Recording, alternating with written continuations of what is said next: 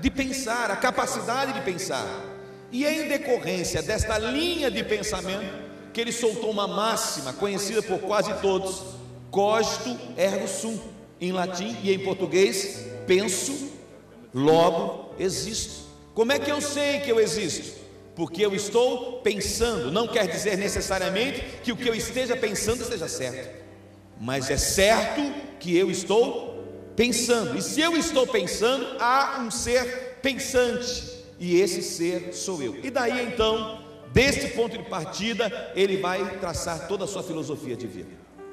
Eu estou dizendo isso porque há no meio evangélico uma certa repulsa pelo pensar. Há no meio das igrejas evangélicas um desprezo quase que assintoso por esta capacidade dada-nos por Deus de pensarmos. E pensarmos o que? A fé, a vida.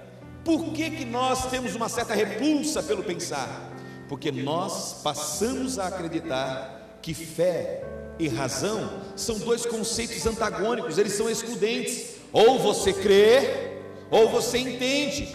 Não se pode entender e crer ao mesmo tempo. Não é verdade. Um dos maiores filósofos e teólogos que o mundo já viu, embora repudiado pelas igrejas evangélicas, chamava-se Agostinho. As igrejas evangélicas o repudiam não pela sua capacidade de pensar, nem mesmo porque o conhecem, única e exclusivamente porque a igreja católica o chama de santo. Basta o chamar de santo, logo tudo que ele escreveu, disse ou pensou é colocado como se nada valesse. Não é verdade. Agostinho uma certa vez disse assim: é necessário entender para poder crer, e é necessário crer para poder entender. Aí você disse: a impressão que me deu é igual aquela frase: é fresquinho porque vem demais, ou vem demais porque é fresquinho. É apenas um jogo de palavras, não é?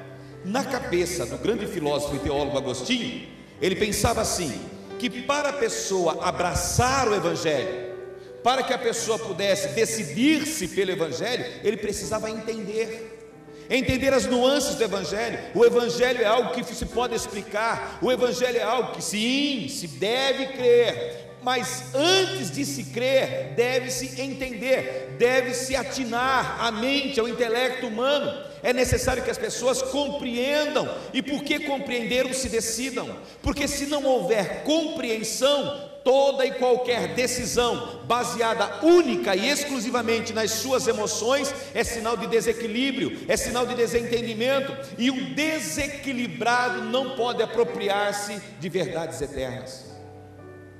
Onde é que nós nos desequilibramos? Quais são as razões dos nossos desequilíbrios? É porque nós, por conta do pecado, permitimos que os nossos vícios, as nossas emoções sobrepujassem a nossa razão. Lá no jardim do Éden, pense um pouco comigo. Eu só peço a Deus que nesta noite não comece a dar cãibra na mente de absolutamente ninguém. O Espírito Santo de Deus é capaz de pegar esta palavra, levar para dentro do seu coração, mais do que pura e simplesmente ficar no âmbito da intelectualidade, mas fazer decantar na alma, no coração, e dar sentido à sua vida, se desdobrando em atos de fé, de graça para com Deus e para com os homens. Lá no jardim do Éden, esse conceito chamado fé não existia. Por que não existia? Porque dele não se precisava. Todos os dias Adão falava com Deus, todos os dias Adão via a Deus, todos os dias havia uma relação pessoal, intransferível, inalienável com esse ser que deixava os seus aposentos celestes e, num processo de teofania, conversava, se interagia com o homem. Quando o homem é desprovido por conta do pecado da presença de Deus, esse conceito chamado fé, esse processo de crença é necessário ser desencadeado. Por quê? Porque senão não podemos mais alcançá-lo. Nós não alcançamos mais com os nossos olhos, nós não alcançamos mais com as nossas mãos, nós não alcançamos mais com os nossos sentidos, mas precisamos alcançá-lo com a nossa intelectualidade, com a nossa razão. Alguém poderia dizer: mas a razão por conta do pecado foi danificada, a razão por conta do pecado foi maculada. Maculada sim, mas não extinta, ferida sim, mas não aniquilada, e é por ela que Deus continua falando ao coração dos homens. O discurso de Jesus necessita fazer e trazer sentido ao coração e à alma humana.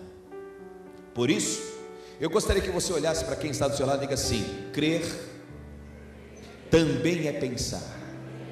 Eu não disse que crer é apenas pensar, eu não disse que crer elimina o pensar, eu disse que crer também é colocar esta capacidade que Deus nos deu no seu trecho, no seu caminho. Há 3 grupos, queridos, que desprezam o pensamento. Há 3 grupos que engessaram o seu processo de relacionamento espiritual. Há um grupo, nós os conhecemos muito bem, que terminaram por ritualizar a sua relação com Deus. Não há liberdade alguma. É necessário se entrar daquela maneira no templo, é necessário se oferecer aquelas coisas no templo, é necessário dizer aquelas mesmas palavras no templo, é necessário que o rito se cumpra à risca. Por quê? Não se pergunte por quê. Alguém já pensou a fé em seu lugar. E como nós somos uma sociedade que estamos tremendamente desabituados a pensar, nós gostamos que outros pensem por nós. Por que é que nós gostamos que outros pensem por nós, inclusive no exercício da nossa fé? Porque quando outros pensam por nós e nós fazemos o que os outros dizem que é certo ou não, nós nos eximimos da responsabilidade de nos apresentarmos como Paulo disse: rogo-vos, pois, irmãos, pelas compaixões de Deus, que você se apresente como sacrifício vivo, santo e agradável a Deus, e este é o vosso culto racional, não pura e simplesmente emotivo. Eu não estou aqui dizendo que no exercício da nossa racionalidade, do nosso intelecto, eu não estou aqui dizendo que quando a palavra de Deus se interpõe na nossa vida e na nossa alma, as nossas emoções não sejam, contudo, respondendo ao ato de Deus. Não estou dizendo que em primeira instância, se você quer ser alguém equilibrado no seu caminho, no seu exercício de fé, você precisa colocar sim a razão no seu devido lugar, e o devido lugar da razão nós entenderemos daqui a alguns instantes. Um outro grupo formado por cristãos mais radicais, o exercício da sua espiritualidade, eles terminam concentrando as suas energias na ação social. A luta social deles é tamanha, e eles olham e pensam e veem apenas, única e exclusivamente, o exercício de dirigir-se em direção ao necessitado, que terminam por cometer um suicídio intelectual. Eles não pensam, eles não refletem acerca do que estão fazendo. Eles colocam na cabeça e são regidos pelo seguinte pensamento: se é fazer algo de bom, não precisa ter razões plausíveis. Se é para fazer algo aplaudido socialmente, não é necessário ficar elucubrando pensamentos. E quantas são as vezes que nós estamos a fazer coisas que julgamos serem boas, que na verdade contribuirão para o mal daquelas pessoas. A intenção era nobre, mas a razão, a motivação principal tornou-se efêmera e passageira, porque nos utilizamos mal, faltou-nos o conhecimento necessário para fazermos de modo adequado. Eu tenho a maior boa vontade no mundo, gostaria de poder fazer coisas que os meus pais me aplaudissem de pé, mas eu não tenho conhecimento suficiente naquela área. Eu preciso aprender, eu não posso me ressentir, eu não posso desprezar o conhecimento. Aliás, em toda a palavra de Deus, o conhecimento é enaltecido. Na verdade vos digo.